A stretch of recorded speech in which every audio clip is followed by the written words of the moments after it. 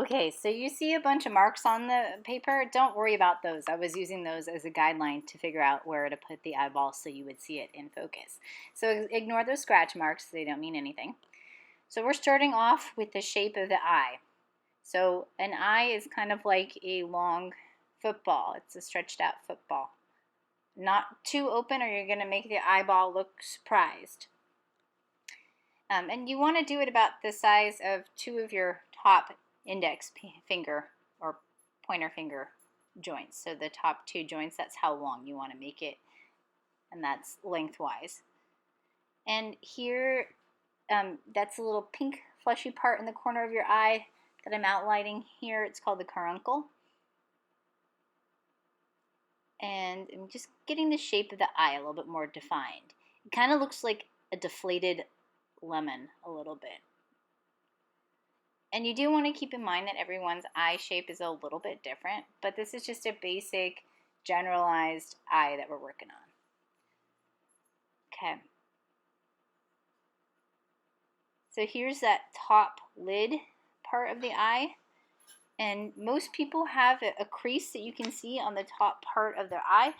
Some people have a higher crease, like the crease is more above the upper lid, and some, the crease is a little bit lower.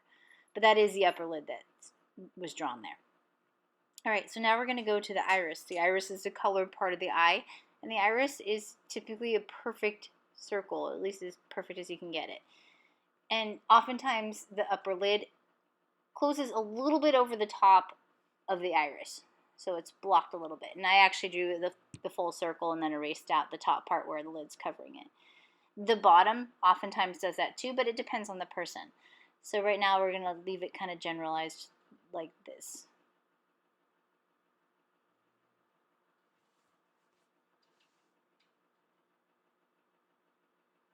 Just fixing a couple of things. And that's really what drawing's about, is you're adjusting as you go along. All right, here's the pupil. The pupil is like a target. It goes right in the center of the circle. It's really important that you place it dead center. You can go ahead and give it a little fill color. So you're going to shade it in to make it darker.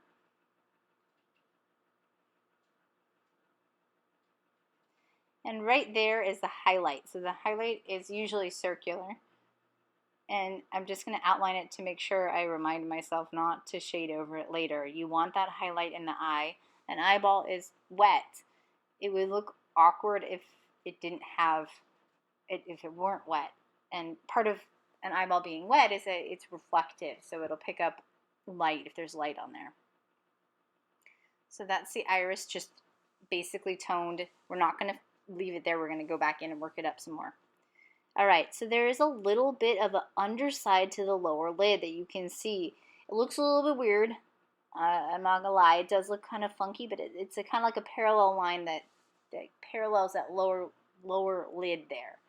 You can see a little bit of the underside of the lid. If you look in the mirror, or if you look at like a photo of somebody's eye and you look closely, you can see that underside of the lid. It's actually really important that you do that. Otherwise, it's going to look kind of cartoony and it'll be a little bit amateur. So we're going to give that caruncle, that little pink corner of the eye, a little bit of tone too.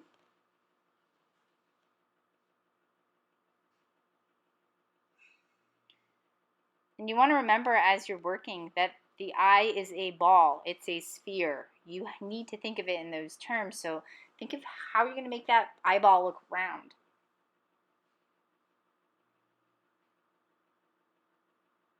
So right now I'm going around that rim of the iris, getting it a little bit darker. Most people, the rim of the iris is a little bit darker than the iris itself. And there are these patterns within eyes. If you look really closely, you can see it more clearly on someone who has lighter color eyes, but it's still there with those who have darker, richer color eyes. And it's this pattern on the inside of your eye. If you ever see any movies with like the retina scan, the retina scans are picking up on all those little details inside the iris itself too. There's also a shadow cast on that top part by the upper lid. So there's a little bit of a shadow just on the top part of that iris. It'll also show up on the white of the eye. So the white of the eye, we're not going to leave white. Really, the only thing that should be white is any highlight. So that's going to have a light tone. And remember, you're thinking of it as a sphere, as a ball. And look, you can smudge a little bit there. You guys know I'm kind of big about not smudging. Smudging can be effective, but it can also cover up kind of poor shading. So this is a time when you can use the smudging, but make sure you have good shading first, that you have the values right.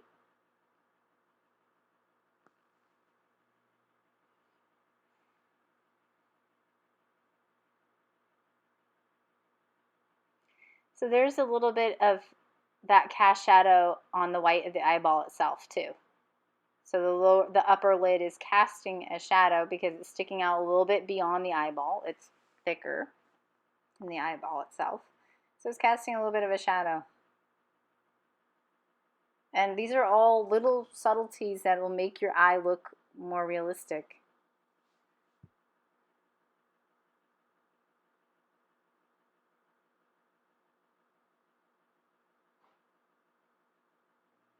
Okay, so now I'm giving some tone to the upper lid. And again, you want to think of it as almost like this piece of flesh that's wrapped around a curved surface, a sphere. So if you were to take a little bit of Play-Doh and wrap it around a ball, a little strip, a flat strip, that's what the upper eyelid would be like. So usually it's a little bit darker on the sides, lighter in the middle to make it look 3D.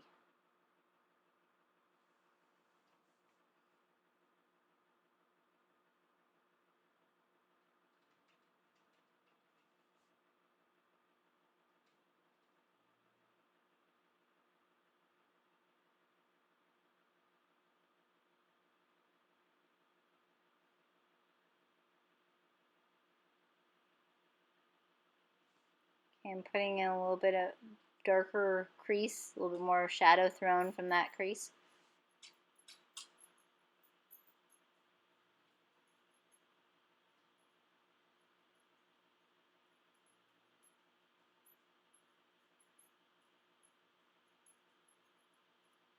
Defining that little corner of the eye.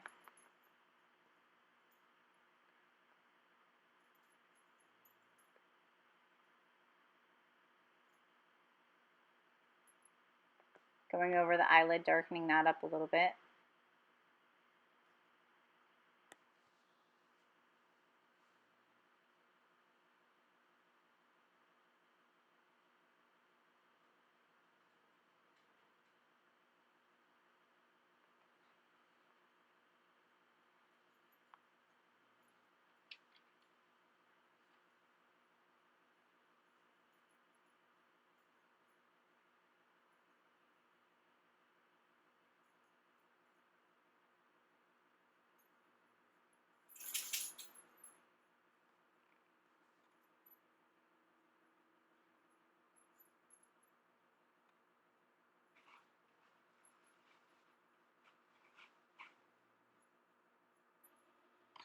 Okay, so now we're going to be working a little bit above the eye. We're getting the skin just above the eye. So we are going to be including the eyebrow in this drawing too. So you still have to think about making it look like a form, like 3D. It can't be flat back there. So the value pattern is going to be similar to what you did on the eyelid, where it's darker on the sides, lighter in the center. But I'm kind of toning it all one tone at first, and then I'm going to go in and darken it a little bit more.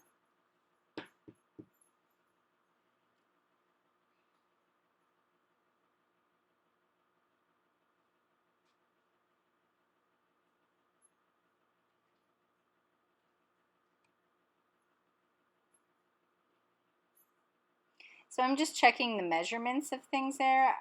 Usually the distance between the eyebrow and the eyeball is one eyeball width, but on the reference I'm using, it's actually the width of the eyeball, but starting at the crease line there, just above the upper lid. So there's all these little measurements that can help you with your drawing because you don't want the eyebrows to be way up high. It's going to look like your person's really startled. So you want to just make sure that the eyebrow is in the right location too. And I'm not drawing the eyebrow right now. I'm just doing the skin tone. So here's where I'm going to start to put in the eyebrow. And I'm just kind of blocking it in with getting a basic shape. And just like with all the features, there's variation depending on who you're drawing. So there's a whole bunch of different eyebrow shapes. There's kind of like that shape where there's kind of like almost like a triangle where there's peaks. There's really furry eyebrows. There's very tapered eyebrows, really well groomed eyebrows. So there's a variety there. Some eyebrows are really arched. Some look kind of like the person's frowning or sneering. So you're just going to have to look at your subject.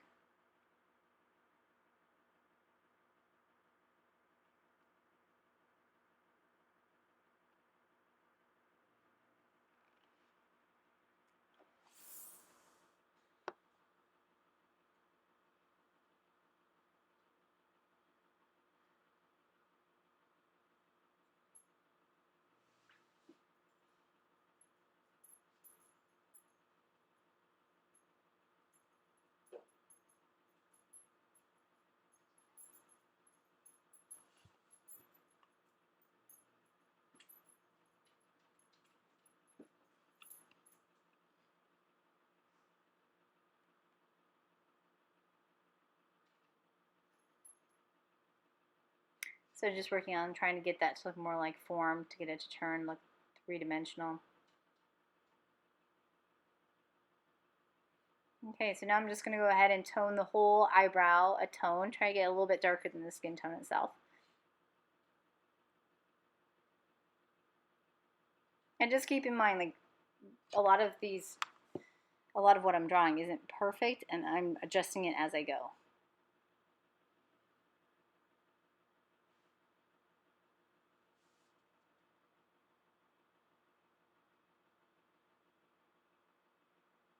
So see, I'm actually lowering that eyebrow a little bit where it begins. So usually an eyebrow near that little corner of the eye, the pinky part of your eye, the caruncle, that's where the eyebrow is kind of the thickest, and then it tapers off. It gets skinnier as it goes towards your ear.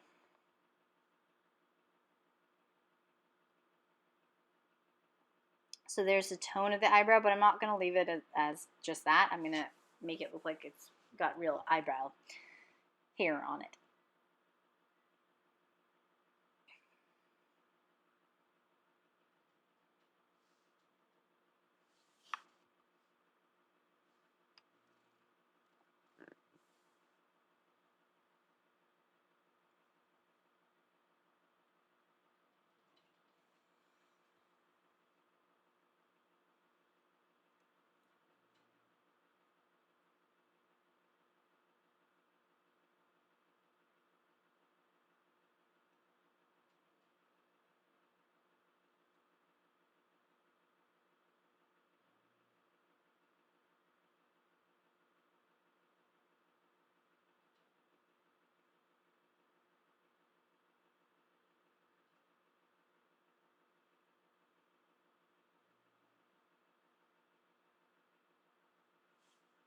So here, getting some more shading below the lid.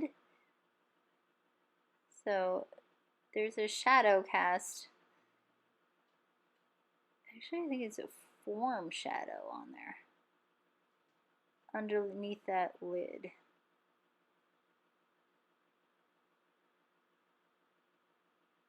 Almost like a bag under the eyes, except for it's a shadow. And that's because your eyeball is kind of protruding from the socket. It would be weird if your eye were sunken in.